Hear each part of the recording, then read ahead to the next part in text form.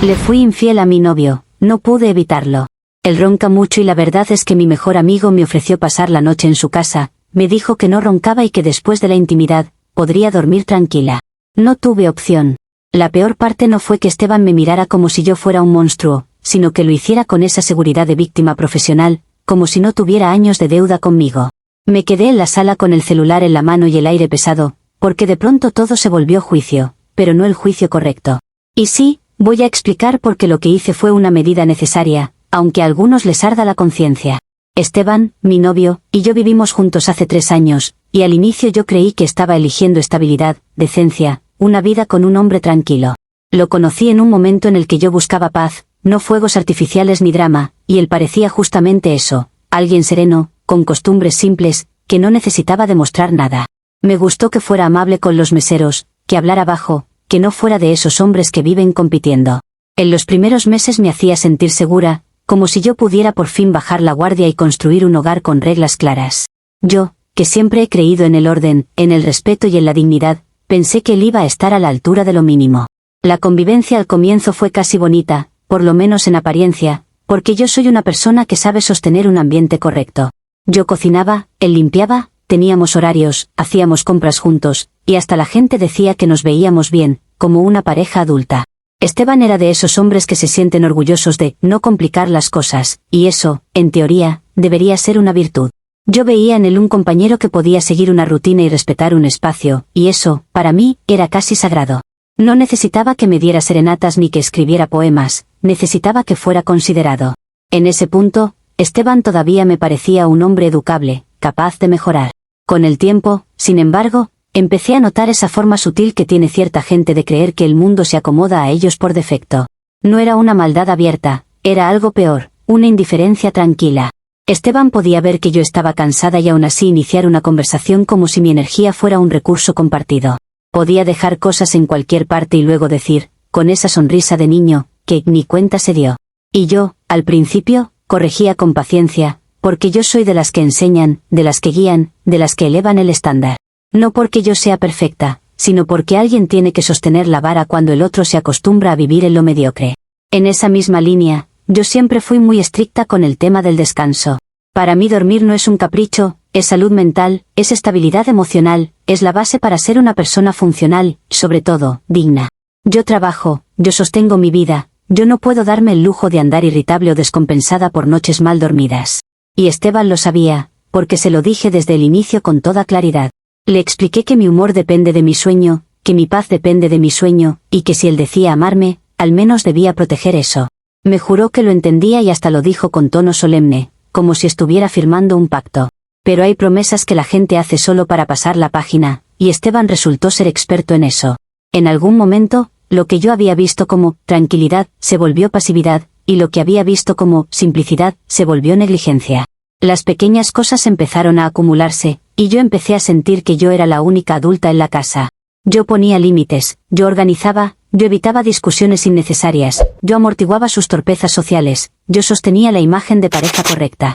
Y él, en lugar de estar agradecido, se acomodó, como si mi esfuerzo fuera el suelo natural del mundo. A mí no me parece injusto exigir reciprocidad, me parece lo mínimo. En paralelo, yo tengo un mejor amigo, David, desde antes de Esteban. David siempre fue esa persona que entiende sin que una tenga que explicar tanto. No es que sea perfecto, es que escucha, que ya es más de lo que muchos ofrecen. David sabe cuando una está al límite, sabe leer esos silencios donde una ya no tiene paciencia para educar a nadie. Nunca fue un problema, porque yo sé separar los roles, sé mantener los límites correctos, y nunca permití confusiones. Esteban lo conocía, lo saludaba, incluso se beneficiaba de que David fuera alguien presente y confiable en mi vida. Y aún así, Esteban tenía esa forma de subestimar las dinámicas humanas, como si todo fuera blanco y negro y la lealtad fuera solo un eslogan. Lo que Esteban nunca asumió en serio fue que el cuerpo también tiene límites. En algún punto, empezó lo de los ronquidos, y al inicio fue algo casi anecdótico. Yo pensé que era un día cansado, una congestión, un mal dormir, algo temporal. Pero no, se volvió una rutina cruel, una agresión nocturna que él ejecutaba con total impunidad. Era como si cada noche, cuando yo apagaba la luz buscando calma, él encendiera una sirena interna que me arrastraba a la desesperación. Yo me movía, lo tocaba con suavidad, intentaba girarlo, intentaba respirar profundo y aguantar, porque al inicio una no quiere ser la mujer que molesta por todo. Pero la paciencia también se acaba cuando lo que está en juego es tu salud. Se lo dije, y no una vez, se lo dije como se dicen las cosas importantes, con claridad, con argumentos, sin insultos. Le expliqué que me despertaba varias veces, que me levantaba como si no hubiera dormido, que me dolía la cabeza y que mi rendimiento se estaba deteriorando. Le propuse soluciones razonables, que consultara a un médico, que revisara si tenía algún problema respiratorio, que cambiáramos hábitos, incluso que intentara dormir de lado. Esteban me respondió con esa minimización típica del que no sufre el problema, como si mi agotamiento fuera una exageración teatral. Se reía, decía que así ronca todo el mundo, que no es para tanto, que yo también ronco a veces, como si fuera lo mismo. Y cada vez que lo hacía, yo sentía que mi pareja no era mi compañero, sino mi obstáculo. Yo intenté ser comprensiva más tiempo del que cualquier persona razonable habría soportado. Compré tapones, cambié almohadas, puse ruido blanco, moví horarios, ajusté rutinas, como si yo tuviera que adaptarme a la falta de consideración ajena. Empecé a dormir fragmentado, a despertar con rabia contenida, a sentir que mi casa ya no era refugio sino trinchera. Y lo más humillante es que, cuando una está privada de sueño, se vuelve más vulnerable, más frágil, más impulsiva. Yo no soy una persona impulsiva por naturaleza, yo soy una persona que piensa. Pero Esteban me estaba empujando al borde y lo hacía con sonrisa, porque a él no le pasaba nada. Hubo noches donde yo lo miraba dormir, con esa tranquilidad de quien no está rompiendo a nadie, y pensaba en lo injusto que es que el daño más grande siempre lo sufra el que intenta mantener el orden. Yo me quedaba contando minutos, escuchando el sonido como una burla constante, y al día siguiente él actuaba normal, como si yo no hubiera estado en una batalla. Me decía, buenos días, y me pedía café, como si no me hubiera robado la noche completa. Esa es la clase de egoísmo que no se grita, pero se siente como un abandono. Y yo, honestamente, empecé a sentir que si yo no hacía algo drástico, iba a terminar explotando de una manera que sí sería un pecado real. En ese contexto, David apareció como una salida lógica, no romántica, lógica. Una noche, después de verme ojerosa, irritada, con la piel como de persona que no descansa, me preguntó qué me pasaba y yo, por fin, lo dije sin maquillaje, que Esteban me estaba matando el sueño con sus ronquidos. David no se rió, no minimizó, no hizo chistes, simplemente dijo que eso era serio y que yo no tenía por qué aguantarlo.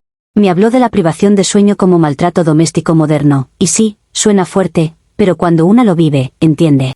Y fue ahí cuando me hizo la oferta, que si necesitaba dormir una noche completa, podía quedarme en su casa, en su cama, en silencio. Fue una propuesta de cuidado, de contención, de sentido común. Yo dudé, porque yo sé cómo se ve. Yo sé cómo la gente reduce todo a lo sexual, como si el cuerpo fuera lo único que importa. Pero David, con esa calma que Esteban nunca tuvo, me dijo que además del silencio, podía ayudarme a liberar el estrés acumulado, que a veces el cuerpo necesita descargarse para poder descansar. Y yo, después de meses de estar al límite, entendí que lo que yo estaba haciendo era evitar una tragedia mayor. No se trataba de buscar placer, se trataba de recuperar mi humanidad antes de convertirme en alguien irreconocible. Yo no estaba eligiendo el caos, estaba eligiendo la paz que en mi propia casa me negaban. La noche que acepté, lo hice con una claridad fría. No fue una locura impulsiva, fue un acto de supervivencia con un componente didáctico inevitable. Si Esteban no era capaz de tomar en serio algo tan básico como el descanso, entonces necesitaba una consecuencia que le enseñara que mis límites existen. David me recibió como un caballero, sin drama, sin preguntas innecesarias, y cumplió exactamente lo que dijo: silencio, contención y esa intimidad que, sí, ocurrió, porque yo no soy una estatua y también soy un ser humano con nervios, tensión y agotamiento. Y después de eso, por primera vez en meses, dormí. Dormí como se duerme cuando el cuerpo por fin deja de estar en alerta, cuando la mente se apaga sin miedo. A la mañana siguiente no me sentí culpable, me sentí lúcida. Me sentí como alguien que había recuperado el control de su vida. Regresé a casa con una calma que Esteban no se merece, pero que yo sí. Me vi al espejo y me dije que yo estaba dispuesta a perdonarlo, a darle otra oportunidad, porque yo no soy rencorosa cuando el otro aprende. Yo estaba convencida de que mi sacrificio corporal, si alguien quiere llamarlo así, había salvado nuestra convivencia. Porque si yo me hubiera quedado ahí, noche tras noche, yo habría terminado haciendo algo verdaderamente imperdonable, como estrellarle una almohada en la cara en un arranque de desesperación. Yo elegí la vía civilizada. Yo elegí el método que evita sangre. Y lo más irónico es que yo volví con disposición a seguir adelante, con la energía renovada para tolerar sus imperfecciones, como si yo hubiera limpiado un veneno interno. Pero la vida tiene esa forma de castigar a quien intenta hacer lo correcto, porque Esteban no reaccionó como alguien que entiende la lección. Su reacción, inmediata y brutal, fue el quiebre, la falta total de comprensión de lo que yo hice para mantener nuestra casa en pie. Yo no había vuelto a exigirle nada todavía, yo no había armado una escena, yo no había pedido aplausos, yo había vuelto con paz. Y aún así, yo sabía que, en el momento en que él se enterara, si es que se enteraba, iba a intentar convertir mi acto de supervivencia en una historia de traición barata. Y yo ya estaba preparada para defender la verdad, que la inmoralidad real fue su indiferencia crónica hacia mi bienestar. Comentarios de la historia principal. Usuario anónimo 1 dice, o sea que según tú, te acostaste con tu amigo como si fuera melatonina. Qué cómoda tu moral, tu novio ronca y tú te vas a sobrevivir en otra cama, qué heroína. Respuesta de la OP, la gente como tú cree que la moral es un meme y por eso viven en el caos. Yo no me acosté, por deporte, yo tomé una medida extrema porque Esteban me estaba destruyendo la salud y lo hizo riéndose. Si te parece normal que una mujer se consuma por falta de sueño mientras el otro duerme como cerdo feliz, entonces tu estándar ético es bajísimo y tu opinión no me aporta nada. Usuario anónimo 2 dice, no tuviste opción, dice, como si David te hubiera puesto una pistola y la cama viniera con intimidad obligatoria. Lo peor es que te convenciste de que estabas dando una lección. Respuesta de la OP, no finjas ingenuidad, porque se nota que solo te interesa humillar y no entender. Cuando una está al límite, las opciones se reducen y una elige lo que preserva la estabilidad, no lo que suena bonito para que extraños aplaudan. Y sí, fue una lección, porque los adultos aprenden con consecuencias, no con tus discursos baratos de pureza que solo sirven para señalar. Actualización 1. Ha pasado 2 días desde la última actualización y lo que más me impacta no es que Esteban se enterara, sino la manera vulgar en que eligió reaccionar. Yo estaba en casa intentando mantener el ambiente decente, como siempre lo he hecho, cuando vi que él empezó a caminar con esa energía de hombre ofendido que cree que el mundo le debe una ovación por sentir. Me pidió el celular con una brusquedad impropia de alguien que dice amar, y ahí supe que ya había encontrado algo, porque la paranoia no nace de la nada. Cuando vio un mensaje de David, no tuvo ni un segundo de vergüenza por lo que me obligó a buscar. Su primera respuesta fue el grito, no la reflexión, como si el volumen le diera la razón. Yo lo miré con calma, porque alguien tenía que conservar la dignidad en esa escena. Lo primero que le expliqué fue lo evidente, que él no estaba en posición de indignarse, porque mi acción fue consecuencia directa de su negligencia. Se lo dije con esa didáctica que uso cuando hablo con personas que prefieren la emoción al pensamiento. Le recordé los meses de quejas, las noches rotas, las soluciones propuestas y su risa constante, y le dije que lo mío no fue traición, fue supervivencia. Esteban, en lugar de aceptar la lógica, intentó reducirlo a una frase sucia, usando palabras vulgares para describirme, como si ensuciar el lenguaje lo volviera inocente. Esa es la técnica del mediocre, bajarte al barro para que parezca que todos son iguales. Yo no entré en su barro, porque el barro se lo dejo a quienes lo necesitan para justificarse.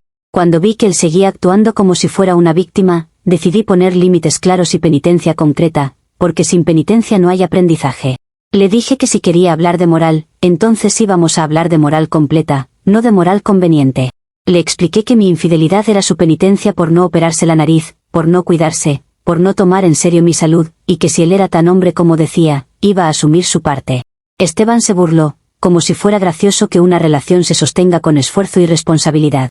Ahí entendí que él no estaba buscando reparación, estaba buscando castigo hacia mí para sentirse superior.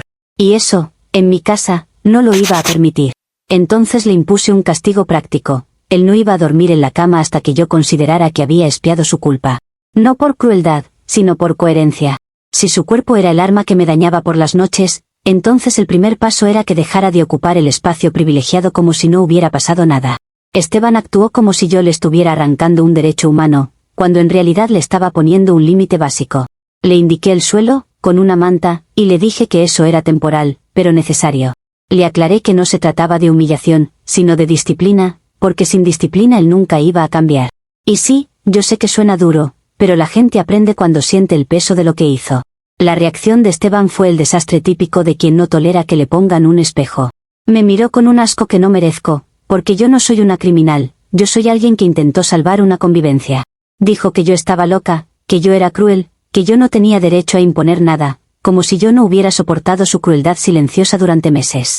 No le importó que yo estuviera hablando con serenidad, para él, mi calma era provocación. Me lanzó comentarios hirientes, y lo peor es que lo hacía con esa seguridad del que cree que el público lo apoyaría. Yo le dije que el problema no era mi castigo, era su orgullo. Le dije que si él fuera un hombre decente, me pediría perdón por empujarme a buscar descanso fuera de casa, y que ese perdón era el primer ladrillo para reconstruir. Pero Esteban se negó a aceptar su responsabilidad, y esa negativa es lo que revela la inmadurez emocional de verdad. En lugar de discutir con altura, agarró sus llaves como si estuviera en una película, y anunció que se iba a un hotel. Y lo dijo como amenaza, como si dejarme sola fuera un castigo hacia mí, cuando en realidad fue un regalo involuntario. Me quedé en la sala con la sensación de que él prefería pagar por una cama antes que aceptar que había fallado. Me pareció tan simbólico que casi me dio risa. De pronto si podía buscar soluciones rápidas, de pronto si podía actuar. Lo que no podía era admitir que yo tenía razón. Lo más indignante fue que se fue sin reconocer el daño que me causó, sin aceptar que mi acción fue provocada por su desdén.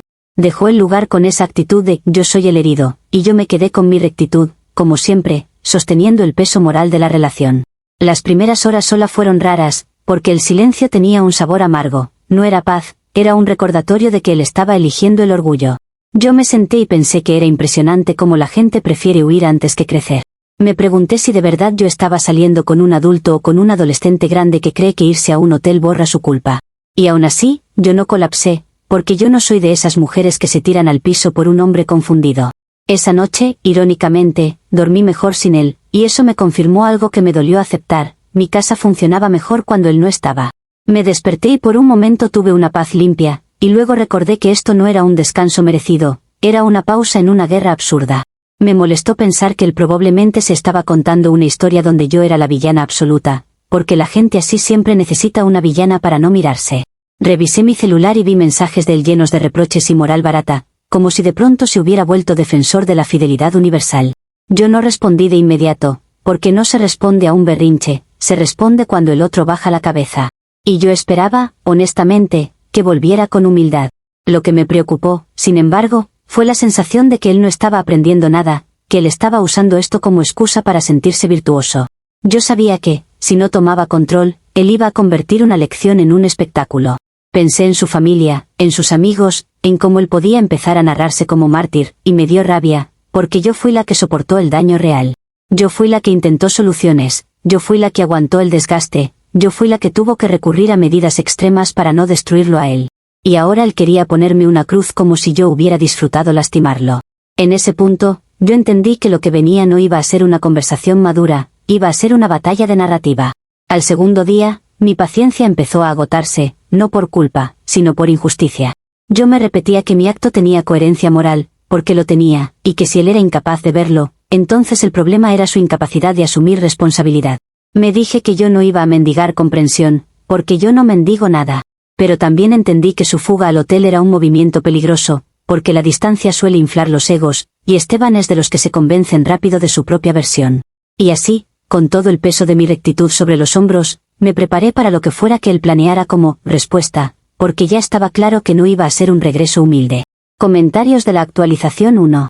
Usuario anónimo 1 dice: ¿castigo? ¿Penitencia? Tú no quieres pareja, quieres un monje sometido. Encima lo mandas al suelo como si fuera su madre y después te sorprende que se vaya. Respuesta de la OP: lo que tú llamas sometido, yo lo llamo responsabilidad, pero entiendo que a algunos les asusta porque jamás han sostenido una relación con estándares. Si alguien me daña la salud durante meses y se ríe, no merece privilegios hasta reparar, así de simple. Y si él se fue, fue porque su orgullo es más grande que su amor, no porque yo haya hecho algo injusto. Usuario anónimo 2 dice: te metiste con tu mejor amigo y todavía tienes la audacia de exigir disculpas por el tono. No es rectitud, es delirio con vocabulario religioso. Respuesta de la OP: lo que tú llamas delirio es una conciencia más desarrollada que la tuya, por eso te incomoda. Yo no exijo disculpas por capricho, exijo respeto porque nadie tiene derecho a gritarme como si fuera basura, menos alguien que me falló primero. Si no puedes entender la diferencia entre castigo pedagógico y violencia emocional, entonces tu brújula moral está rota y me da igual tu diagnóstico barato. Actualización 2. Ha pasado una semana desde la última actualización y Esteban regresó, pero no como un hombre arrepentido ni como alguien dispuesto a reparar, sino como un extraño con la mirada entrenada para castigar.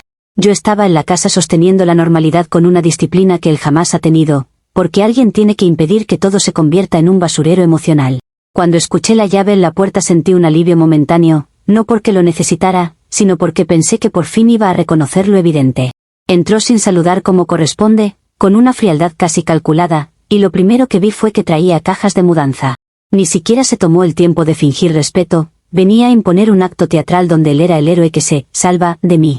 Y sí, Ese tipo de teatralidad me da asco, porque es la forma más cobarde de no enfrentar la culpa. Intenté mantener el tono alto, porque cuando una baja el nivel, se vuelve igual que ellos.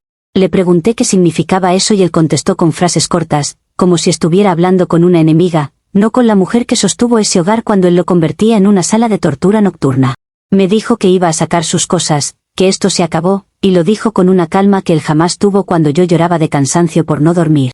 Fue una calma prestada, la calma de alguien que ensayó su personaje una semana entera en un hotel. Yo le dije que estaba destruyendo un hogar que se construyó con sacrificio y que era absurdo tirar 3 años por un tecnicismo sexual, porque eso es lo que era, un tecnicismo provocado por su negligencia. Él ni parpadeó, como si estuviera disfrutando la postura de mártir. El primer evento fue precisamente ese, ver que no venía a conversar, venía a ejecutar una salida, como si yo fuera un objeto defectuoso que se devuelve. Yo intenté hacerlo entrar en razón con lo básico, con lo humano, con lo moral, le recordé que yo estaba dispuesta a perdonar, que yo estaba dispuesta a seguir, que yo no soy de las que abandonan al primer tropiezo. Le expliqué que si yo cometí un desliz fue porque él me dejó sin opciones y que, si él de verdad amaba esta relación, su trabajo ahora era aprender y reparar. Esteban reaccionó con ese silencio cruel que te hace sentir como si hablaras con una pared. Y cuando una pared se cree juez, el único camino es recordarle que no tiene autoridad espiritual. Ahí fue cuando tomé una decisión necesaria, apelar a los valores familiares, porque Esteban siempre ha sido débil ante la mirada de los suyos. No por respeto real, sino por imagen, y la imagen es el idioma que él entiende.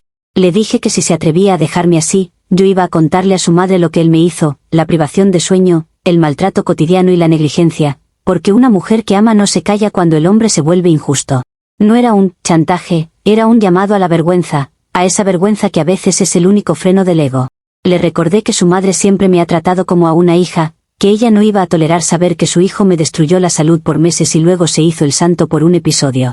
Esperaba que eso lo golpeara, que le activara un mínimo de conciencia. Pero lo que vino fue una respuesta que demostró que él ya había planeado todo para armar su escena. El segundo evento, consecuencia inesperada del primero, fue que Esteban sacó papeles. Literalmente sacó un diagnóstico médico reciente, como si fuera un abogado y no un novio, y me lo puso frente a la cara con una satisfacción silenciosa. Me dijo que tenía apnea del sueño, y lo dijo con ese tono de, mira, yo sí soy responsable, como si descubrir una condición médica borrara los meses de minimización y burla. Luego sacó el recibo de una máquina PAP, esa máscara de oxígeno silenciosa, y me dijo que la compró el día que se fue al hotel.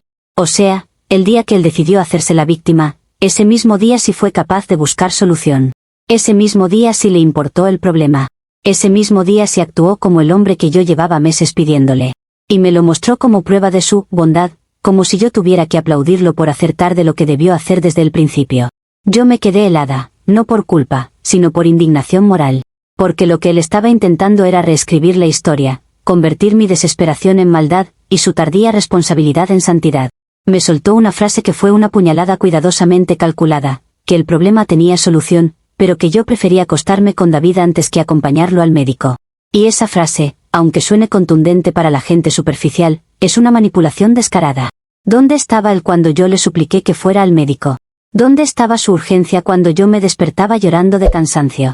¿Dónde estaba su responsabilidad cuando él se reía en mi cara?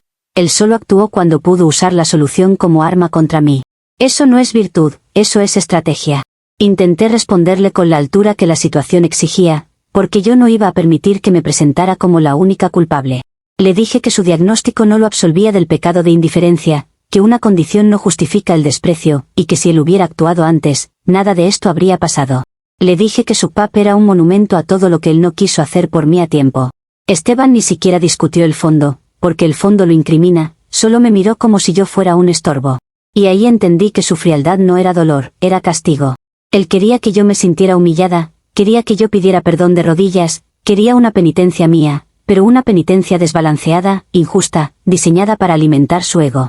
El tercer evento, efecto dominó que empeoró todo, fue ver que mientras él mostraba su máscara de oxígeno como trofeo, ya tenía mis maletas en la puerta. Yo no me di cuenta en qué momento empezó a meter mis cosas en bolsas, pero lo hizo con una rapidez que solo tiene alguien que viene decidido a expulsarte.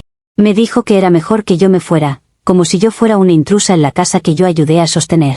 Yo sentí una mezcla de rabia y humillación, porque es insoportable que el culpable se comporte como dueño de la pureza. Intenté decirle que eso era cruel, que eso era abuso emocional, que no se echa a alguien así, pero él seguía como robot.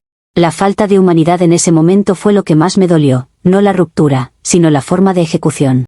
Me moví por la sala como si estuviera en una pesadilla, viendo mis cosas apiladas, mientras él caminaba con cajas como si estuviera limpiando un desastre.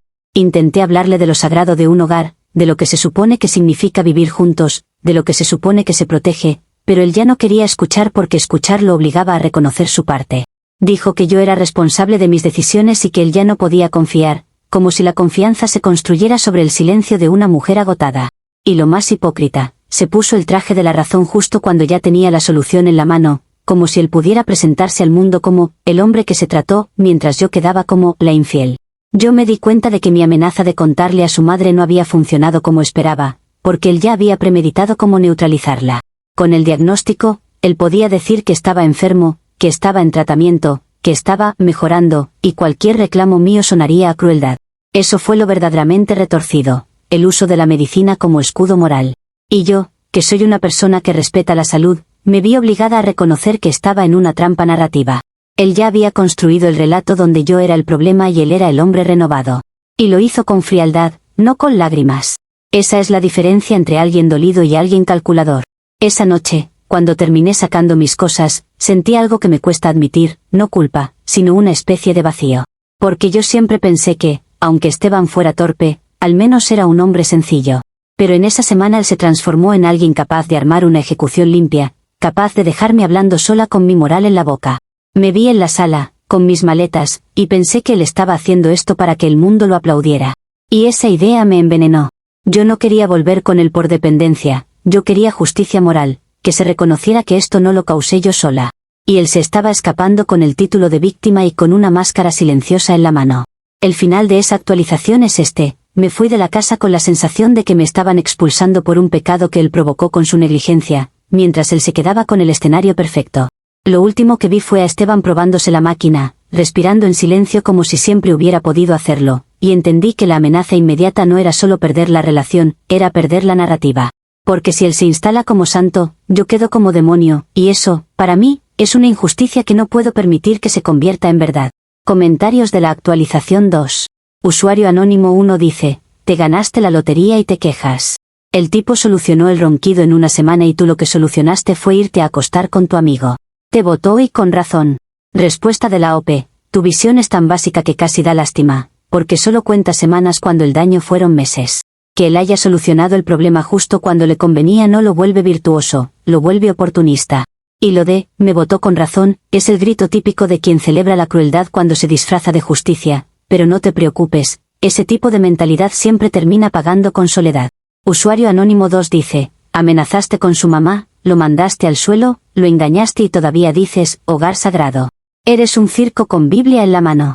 Respuesta de la OP: qué fácil es burlarse cuando nunca has sostenido un hogar ni un estándar, porque para ti todo es chiste y morbo. Yo no uso la moral como decoración, la uso como marco, y si tuve que recurrir a su madre fue porque él solo entiende vergüenza externa, no conciencia interna. Y lo del circo, te lo dejo a ti, que vienes a aplaudir la frialdad de un hombre que se trató tarde para quedar bien. Actualización 3. Han pasado 8 meses desde la última actualización y la vida ha sido cruelmente irónica conmigo, como suele serlo con las personas que intentan actuar con principios en un mundo que premia el descaro. Al inicio, cuando me vi fuera de la casa, tuve que rearmarme rápido, porque yo no soy de las que se quedan en el suelo llorando para que las rescaten. Tenía rabia, tenía humillación, pero también tenía una certeza: yo no iba a permitir que mi historia quedara escrita por Esteban como si yo fuera una caricatura de la infiel. Intenté reconstruir mi rutina, pero fue difícil, porque la estabilidad también es un lujo cuando te expulsan de tu propio hogar. Y en esa vulnerabilidad, David apareció como el único lugar donde yo podía caer sin que me juzgaran con hipocresía. El primer evento de estos 8 meses fue mudarme con David. No fue una decisión romántica de cuento, fue una decisión práctica, y no voy a fingir lo contrario. David me ofreció techo, me ofreció contención, y yo pensé que al menos ahí iba a tener el silencio que me habían negado. Yo, honestamente, creí que el universo me estaba dando un mínimo de compensación. Si perdí mi casa, al menos iba a ganar descanso. Además, yo me repetía que David había sido el único que me entendió cuando Esteban se reía, y eso pesa, porque una no olvida quien te sostiene cuando estás rota. Me instalé pensando que por fin iba a dormir noches completas, que mi cuerpo se iba a recuperar, y que mi mente iba a volver a ser clara. Pero la consecuencia inesperada de ese primer evento fue descubrir que el silencio era una promesa engañosa. David no ronca, es cierto, y esa parte al inicio me dio un alivio casi infantil, porque yo me acostaba sin anticipar una sirena. Sin embargo, David tiene eso que él llama con ligereza, piernas inquietas, como si fuera una curiosidad simpática, y la realidad es que patea. Patea como si estuviera peleando con alguien invisible. Las primeras noches intenté ignorarlo, porque una quiere ser agradecida cuando te abren la puerta. Pero después empecé a despertar con golpes, con moretones, con el cuerpo tenso, con el corazón en alerta, como si mi cama fuera un ring. Y lo peor es que David lo minimizaba con una risa, exactamente como Esteban minimizaba mis ronquidos, solo que con otro síntoma y otra excusa. Intenté hablarlo con serenidad, porque yo no he perdido mi capacidad de guiar, aunque la vida me quiera domesticar. Le expliqué que yo venía de meses de privación de sueño, que para mí esto no era un detalle, que yo necesitaba descanso real. David me dijo que era involuntario, que no podía controlarlo, que yo estaba exagerando, y ahí sentí una punzada asquerosa, esa misma frase, el mismo tono, la misma desconsideración con otro uniforme. Yo me quedé mirándolo y pensé que el problema no era el ronquido, era la cultura masculina de tratar el descanso de una mujer como si fuera un accesorio. Y yo, por primera vez, sentí que quizás el mundo está hecho para que una siempre tenga que adaptarse, aunque te prometan paz. El segundo evento, consecuencia en cadena, fue el perro. David tiene un perro que él ama como si fuera un hijo, lo cual, en teoría, es tierno, pero en la práctica se volvió otro martirio nocturno. El animal ladra a las 3 de la mañana como si estuviera defendiendo el apocalipsis, y David lo deja, porque dice que los perros sienten energías. Yo escuchaba los ladridos y sentía que me estaba volviendo loca, porque yo no podía escapar ni del ruido ni del movimiento. Intenté proponer soluciones, entrenarlo, sacarlo más, ponerlo en otra habitación, pero David se ofendía como si yo estuviera atacando su alma. De pronto yo era la villana por pedir un mínimo de silencio, otra vez. Y ahí empecé a entender que no era solo mala suerte, era un patrón de gente que se acostumbra a que yo aguante. El tercer evento, el que realmente empeoró todo por efecto dominó, fue mi dependencia económica. Yo no había querido admitirlo, pero la ruptura con Esteban me dejó en una posición más frágil de lo que me gusta. Entre mudanza, gastos, inestabilidad, y el tiempo que me tomó reacomodarme, David se volvió mi soporte financiero parcial, y ese detalle cambió el equilibrio de poder. Con Esteban yo podía imponer penitencias, porque era mi casa también, porque yo tenía autoridad moral y doméstica. Con David, cada vez que yo intentaba poner límites, él me recordaba, aunque fuera con sarcasmo, que él me está ayudando. No lo decía como amenaza abierta, lo decía como recordatorio, y ese recordatorio me amarraba la lengua. Me encontré en la humillación silenciosa de no poder exigir lo que antes exigía, porque ahora mi techo dependía de su humor. Y mientras yo vivía esa tortura nueva, en redes sociales veía a Esteban, irónicamente, floreciendo. Eso fue lo más cruel de todo, porque él no solo resolvió el problema del sueño, sino que lo resolvió para otra mujer. Vi fotos donde él se veía descansado, más delgado, más sonriente, y sí, aunque me duela, se veía mejor. La máquina PAP lo silenció al 100%, y él se volvió el hombre, renovado, que yo llevé meses intentando educar. Y ahora había una nueva pareja disfrutando esa versión, la versión que yo ayudé a forjar con mi crítica constructiva, aunque a él le guste negarlo. Él se estaba tomando cafés, viajando, sonriendo, como si yo no hubiera sido la que sostuvo la etapa difícil. Y yo, mientras tanto, me despertaba con patadas y ladridos, con ojeras y moretones, sintiéndome castigada por haber intentado sobrevivir. Hubo noches donde me quedaba viendo el techo, con el perro ladrando de fondo, y sentía una rabia tan limpia que casi era espiritual. Pensaba en lo injusto de que el mundo le dé premios al que se hace la víctima a tiempo y castigos al que intenta sostener la casa. Yo no soy una persona mala, yo no lo soy, y no voy a aceptar que me pongan esa etiqueta solo porque mi método de supervivencia fue incómodo para la gente. Pero sí reconozco que el destino me puso en una situación donde mi autoridad se debilitó. Ya no podía imponer penitencias, ya no podía hablar desde la seguridad, porque dependía de David. Y esa dependencia me obligó a tragarme palabras, a aceptar migajas de consideración, a soportar lo que antes habría corregido con firmeza. En esos meses, intenté buscar salidas, pero cada salida tenía un costo. Pensé en alquilar un lugar sola, pero los números no me cuadraban. Pensé en volver con Esteban para recuperar estabilidad, y esa idea me dio náuseas, porque sería aceptar su relato. Pensé en pedir ayuda a mi familia, pero yo tengo orgullo y no me gusta volver como la que fracasó, porque yo no fracasé, yo sobreviví. Me quedé atrapada en esa jaula moderna donde el techo viene con condiciones emocionales, y esa es una penitencia que no le deseo a nadie. Me di cuenta de que mi sacrificio inicial, el que yo creí que iba a salvar mi convivencia, terminó siendo una cadena de consecuencias que me dejó peor. Ahora duermo peor que antes. Antes al menos el ruido tenía un culpable claro y una solución clara, aunque él no quisiera. Ahora tengo múltiples enemigos nocturnos y ninguno se puede corregir sin que yo pierda el techo. Tengo moretones en las piernas, ojeras que me hacen ver enferma, y una sensación de derrota que intento no nombrar. Y sí, veo en redes lo bien que duerme Esteban, lo bien que duerme con su máquina silenciosa y con su nueva pareja, y siento una rabia que me quema el estómago. La amenaza final, el gancho que me deja clavada en el presente, es esta: sigo dependiendo de David por ahora, y cada noche que pasa me pregunto cuánto más puede aguantar mi cuerpo antes de romperse del todo, mientras el hombre que me acusó de traición disfruta el silencio que me negó. Comentarios de la actualización 3. Usuario anónimo 1 dice: te salió el karma en alta definición, te acostaste con David por dormir, y ahora el tipo te patea y encima tiene perro alarma. Y Esteban, feliz, respirando con su pub. Cine. Respuesta de la OP: qué fácil es celebrar el sufrimiento ajeno cuando no eres tú la que se despierta con el cuerpo marcado y la mente hecha trizas. Si tú llamas karma a la injusticia, entonces lo tuyo no es moral, es sadismo disfrazado de chiste.